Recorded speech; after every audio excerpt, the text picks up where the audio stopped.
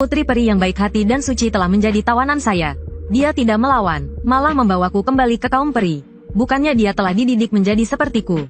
Tetapi kaum peri tidak memiliki peri laki-laki selama ribuan tahun. Jadi, sang ratu menyuruh adik perempuannya untuk mencari pria dari ras lain yang berenergi kuat. Awalnya, targetnya adalah goblin yang terkenal di seluruh benua. Namun, goblin telah dimusnahkan olehku. Ternyata aku telah tertidur selama 5.000 tahun. Era kultivator telah berakhir, digantikan oleh dunia sihir dan ras-ras fantasi. Setelah bangun, aku selalu berkelana sendirian.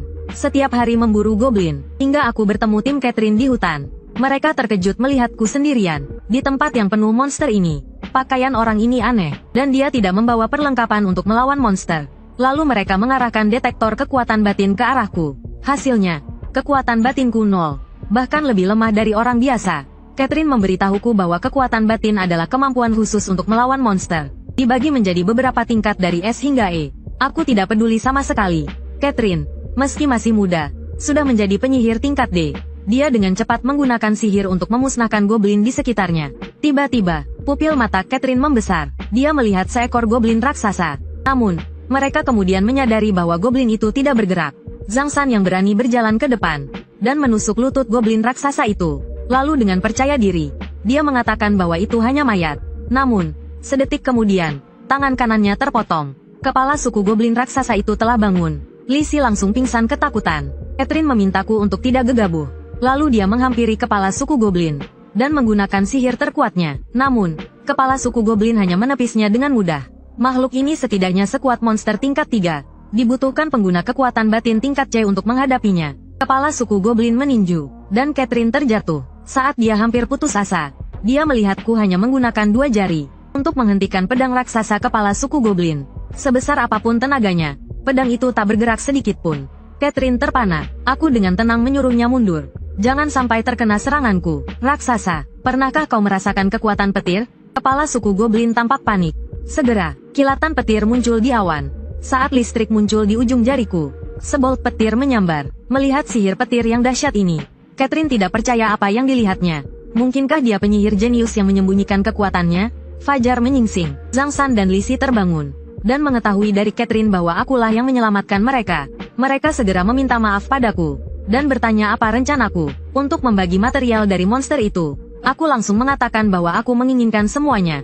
Tapi, mengingat mereka sangat menyedihkan, dengan murah hati, aku memberikan mereka berdua kuku kaki goblin. Malam harinya, aku menemukan tempat yang nyaman untuk mandi. Di tanganku, ku permainkan sebuah liontin giok. Benda ini sama sekali tidak rusak meskipun tersambar petir, dan ada sedikit energi spiritual di dalamnya. Pasti ini barang berharga. Lalu aku pun tertidur dengan tenang. Saat itu, seekor rubah berekor 9 keluar dari liontin. 5.000 tahun, akhirnya aku bisa melihat dunia lagi. Apakah kau yang membangunkanku? Ternyata ada rubah berekor 9 di tubuhku. Dia mencoba menyerap energi spiritualku saat aku tidur, dan bisa membantuku mencari artefak kuno. Dia mencoba menyerap energi spiritualku saat aku tidur. Saat dia asyik menyerap energi spiritual, dan bisa membantuku mencari artefak kuno. Saat dia asyik menyerap energi spiritual, dia terkejut menyadari aku sudah bangun. Dia langsung melompat dan wajahnya memerah.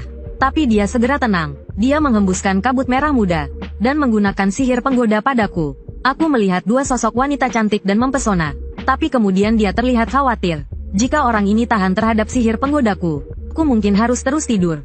Saat itu, dia terkejut melihat aku sepertinya tidak terpengaruh sihirnya. Sebaliknya, dia tidak bisa menahan godaku, dan tertidur. Melihat aku lulus ujian, dia tidak lagi menyembunyikan identitasnya. Ternyata dia adalah roh dari harta karun kuno, liontin rubah langit misterius. Setelah berlatih selama ribuan tahun, akhirnya dia mencapai wujud manusia. Tetapi dia terpengaruh oleh energi iblis dan jatuh ke dalam tidur panjang. Energi spiritualku yang besar telah membangunkannya. Dengan malu-malu, dia bertanya apakah aku seorang kultivator. Aku menjawab iya. Dia bingung mengapa masih ada kultivator di dunia ini. Ternyata 5.000 tahun yang lalu, terjadi perang besar antara dewa dan iblis. Era kultivator pun berakhir. Lalu karena pengaruh energi iblis, berbagai ras lain lahir. Mereka tidak lagi berlatih energi spiritual, tetapi menggunakan sihir. Jadi tidak ada yang bisa membangunkannya dengan energi spiritual. Aku tidak ingat perang antara dewa dan iblis yang dia ceritakan. Ternyata aku tidak ingat masa laluku. Aku sudah tidak ingat masa laluku. Lalu dia memohon agar aku menjadi tuannya. Dia memiliki kemampuan indera yang kuat. Kesempatan bagus. Aku langsung setuju. Melihatku begitu mudah setuju, dia agak terkejut. Dia pikir aku akan mengajukan beberapa permintaan sebagai imbalan. Keesokan paginya, kami berdua pergi ke jalan untuk berburu harta karun. Tak disangka, dia benar-benar merasakan adanya artefak kuno. Tepat di tengah kerumunan orang yang menonton, kami pun bergabung dengan kerumunan untuk melihat apa yang terjadi. Terlihat seseorang sedang berusaha keras mencabut pedang dari batu. Konon itu adalah pedang pahlawan yang tersisa dari zaman kuno. Hanya pahlawan sejati yang bisa mencabut pedang ini. Aku tertegun melihat pedang itu. Aku mengenalinya sebagai pedangku, naga pengembara. Itu adalah harta lembah penempaan pedang dari 5.000 tahun yang lalu. Hanya aku yang bisa menggunakannya di dunia ini. Lalu aku menerobos kerumunan, bersiap untuk mencabut pedang itu. Tapi seorang penjaga menghalangi jalanku dengan pedangnya. Orang yang tidak berkepentingan dilarang mendekati pedang suci. Ternyata, untuk mencabut pedang itu, aku harus melewati ujian kesatria.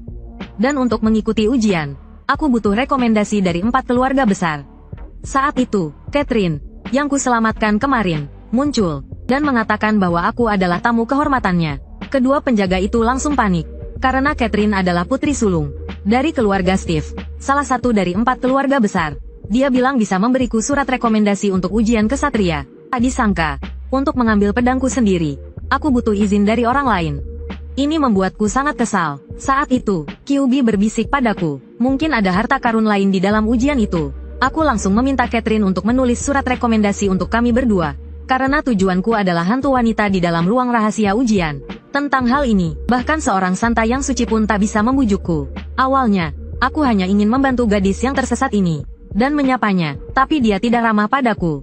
Jadi dengan berat hati, aku harus mengusirnya. Dengan prinsip memanfaatkan segalanya, aku mengambil pakaiannya. Setelah kulihat lebih dekat, meskipun sedikit robek, bahannya ternyata cukup bagus. Jika aku bisa mengumpulkan lebih banyak, mungkin aku bisa menjualnya dengan harga bagus. Jadi, malam itu menjadi mimpi buruk bagi semua hantu wanita di ruang rahasia. Aku merampas semua pakaian mereka dan membawanya pergi, membuat para hantu wanita itu malu untuk keluar. Penantang berikutnya hanya bisa bertarung dengan hantu pria. Lalu kami melanjutkan perjalanan ke ruang rahasia ujian. Kami bertemu dengan gadis zombie berpakaian pelayan, yang meminta makanan. Kalian berdua terlihat sangat kurus. Mungkin tidak cukup untuk mengisi perutku. Aku tidak tahu apakah perutmu bisa terisi, tapi pakaianmu pasti akan kuambil. Gadis zombie itu langsung bingung. Apa maksudmu pakaianku akan kau ambil? Ya, seperti apa yang ku dengar. Kau sepertinya tidak terlalu pintar. Gadis zombie itu marah dan langsung menyerang. Dia menggunakan jurus andalannya. Banyak kelelawar merah keluar dari lingkaran sihirnya. Aku baru saja akan menunjukkan kemampuanku.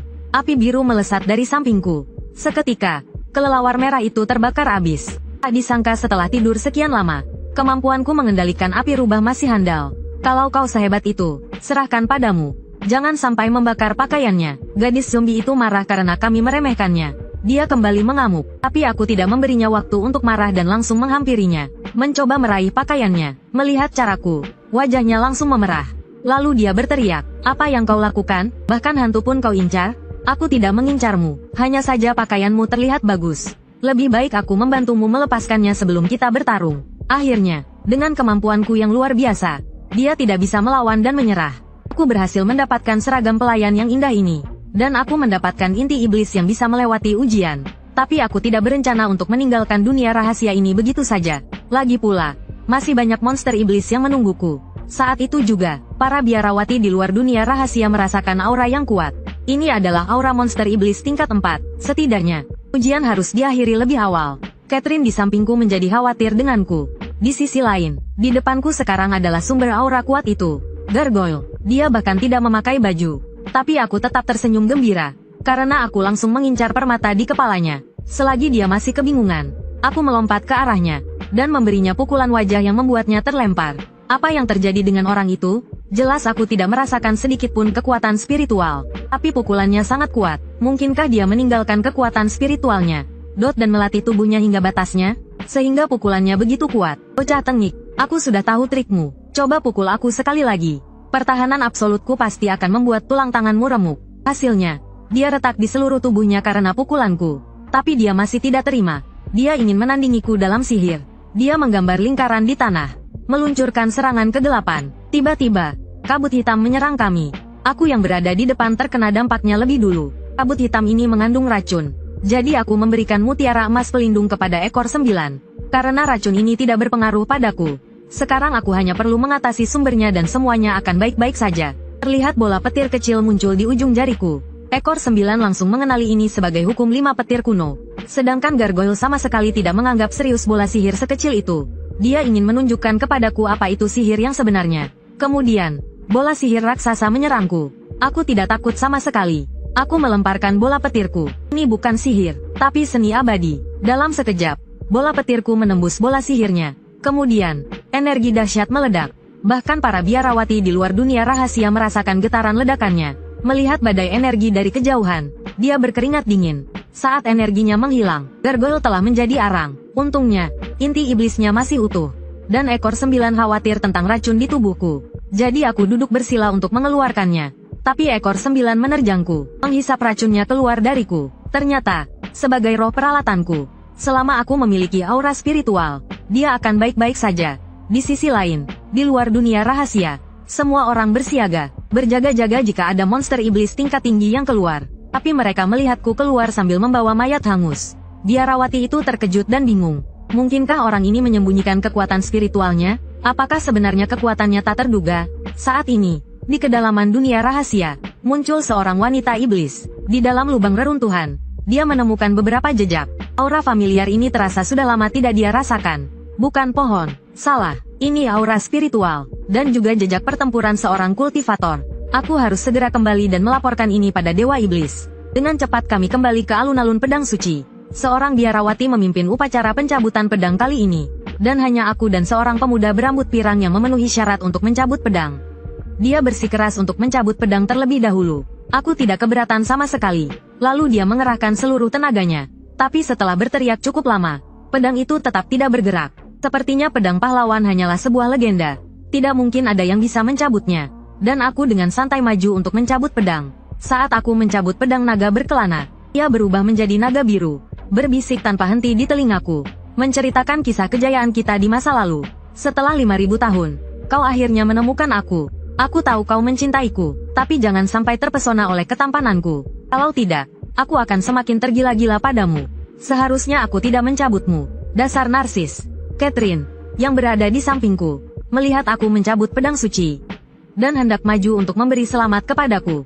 Tapi sebelum dia sempat berbicara, sesosok bayangan melintas. Ekor 9 langsung melompat ke arahku dan menciumku. Catherine langsung patah hati melihatnya. Aku terlalu malu. Seharusnya aku lebih berani. Saat itu, biarawati yang memimpin upacara pedang suci berkata, pedang suci telah dicabut untuk pertama kalinya dalam ribuan tahun. Dia ingin mengamati pedang suciku dengan seksama. Saat aku menyerahkan pedang naga berkelana kepadanya, dia tidak menangkapnya dan pedang itu jatuh ke tanah. Ternyata pedang naga berkelana ini adalah senjata magis tingkat tinggi dari zaman kuno.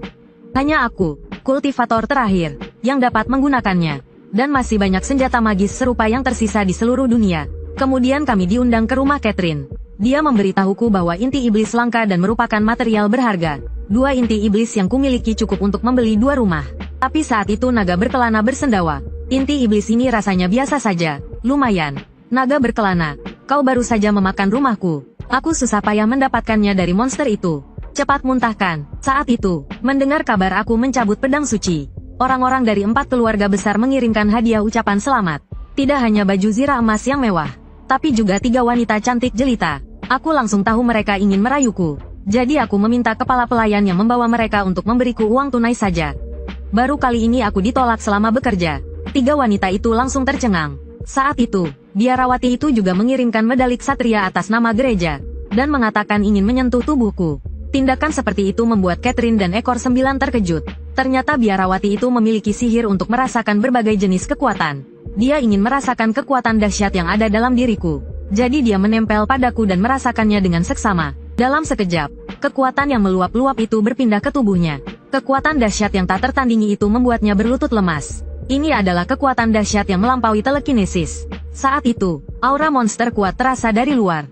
Ternyata seekor naga hitam sedang mengamuk dan menyerang kota. Sekarang banyak penduduk tak berdosa yang butuh pertolongan. Seorang gadis tampak akan kehilangan nyawanya. Aku hanya meniupkan napas pelan, dan api itu langsung padam. Gadis itu segera berterima kasih dan menawarkan imbalan tubuhnya. Satu lagi yang tidak mau bayar. Aku tak punya waktu meladeninya. Naga itu sepertinya menyadari keberadaanku, dan langsung menyerbu ke arahku. Dengan sekali tamparan, aku menjatuhkannya ke tanah. Aku bisa merasakan aliran aura di dalam tubuhnya. Ternyata dia adalah monster yang pernah melalui perang dewa dan iblis. Secara tak sengaja, ia menelan artefak kuno. Ia tersiksa oleh aura dari artefak itu. Ia datang kemari karena merasakan aura pedang naga berkelana. Aku langsung membelah perutnya dengan pedangku untuk mengakhiri penderitaannya dan mengambil artefak kuno, cermin Qian Qiu. Ini ternyata adalah artefak ruang. Di dalam cermin terdapat sebuah dunia kecil yang lengkap. Tak hanya bisa menyimpan barang, tapi juga bisa ditingguni dan digunakan untuk berlatih. Saat itu, naga yang telah sadar terbang gemetar di udara. Kau adalah kultivator yang bertarung melawan iblis? Tidak, kau dia, tapi tidak sepenuhnya. Saat itu, aku masih belum mengerti dan sedang bertamu di rumah Catherine. Mendengar aku akan pergi besok, Catherine ragu apakah akan menyatakan perasaannya padaku. Jadi, siluman rubah ekor 9 diam-diam menggunakan sihir rayuan, agar dia tidak menyesal. Kemudian, Catherine dengan berani menghampiriku, dan tanpa basa-basi memelukku dan menyatakan perasaannya. Dia ingin aku memberinya kenangan yang tak terlupakan.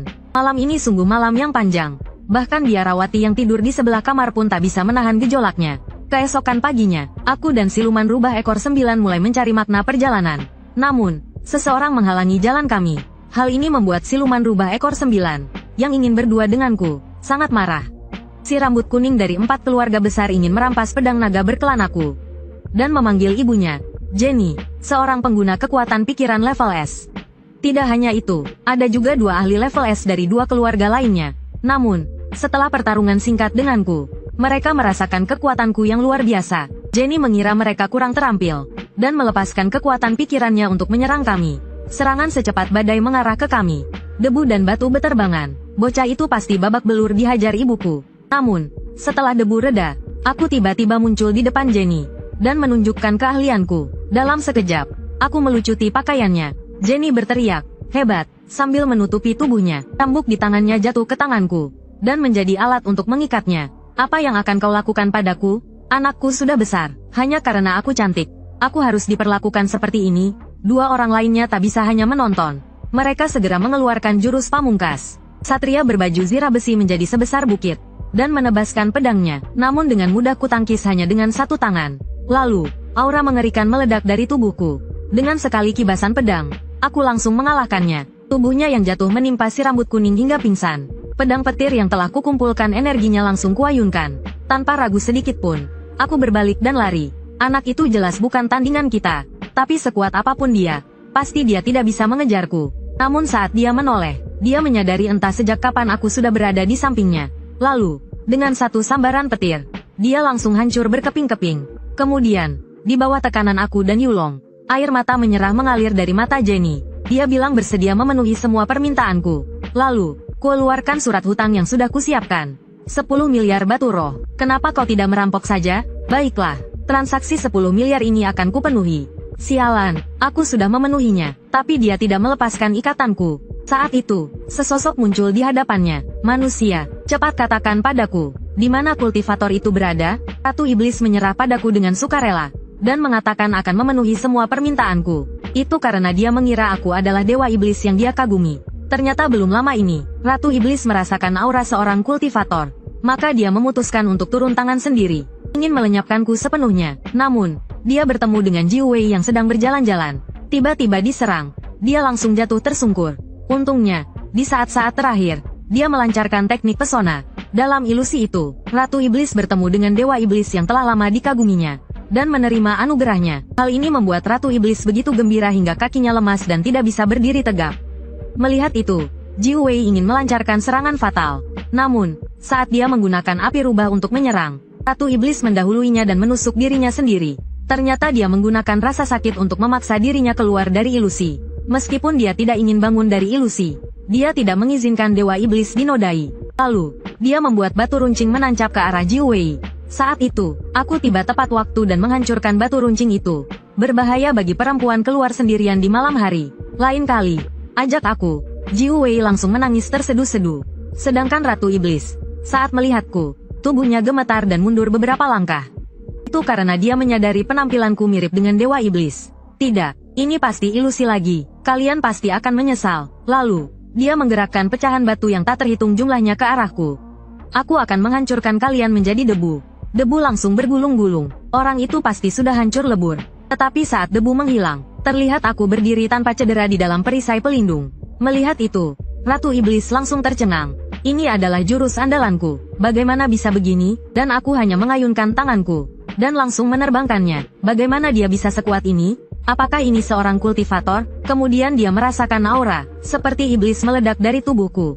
Seluruh tubuhnya gemetar, dan mundur beberapa langkah. Tidak, aku tidak boleh takut dengan auranya. Lalu dia berdiri dan mengumpulkan semua kekuatannya. Beberapa meteor di langit tertarik padanya. Dan aku dengan tenang memanggil naga biru. Lalu ia langsung menelan meteor-meteor itu. Kekuatan seorang kultivator sungguh mengerikan.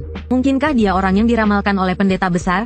Kau telah membunuh Jenny dan membuatku rugi besar. Lupakan saja soal perlengkapanmu. Karena kau tidak bisa mengganti batu spiritualnya, maka kau harus lenyap. Lalu aku menggendong ekor 9 yang terluka parah.